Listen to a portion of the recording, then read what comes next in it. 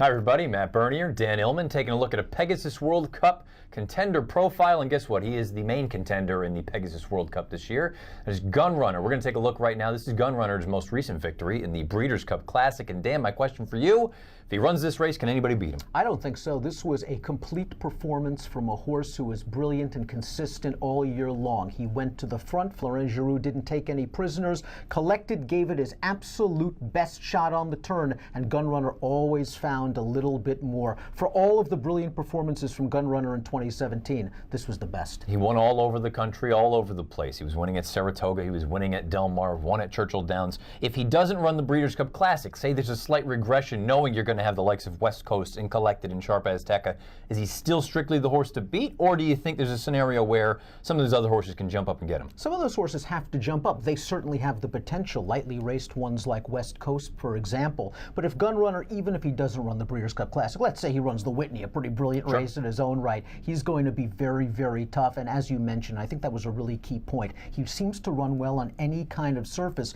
Gulfstream, perhaps a new surface for Gunrunner. It may come down to post position. And you speak of post position. We saw last year in the inaugural Pegasus World Cup, California Chrome was stuck on the far outside again, breaking from post 12, I believe it's post 10, 11, and 12, going two turns at Gulfstream Park, usually a major, major negative. If he draws one of those outside three slots, how much do you think that truly hinders him? It works against him because it gives the incentive to some of these other riders to race ride Gunrunner, to force him very wide going into the first turn. Something that Geroux does have in his hip pocket, though, is Gunrunner's wonderful tactical speed. He's pretty fast out of the gate. We saw that in the Breeders' Cup Classic. And even from this outside post, he can jackrabbit out of there and maybe get a spot without being pushed too far wide. Well, and that brings up the other question before we button up Gunrunner here. From a tactical standpoint, he won that Breeders' Cup Classic in brilliant fashion, going right out there, setting those fractions and going on with it. But we have seen him in the past also be able to sit a little bit off of a target.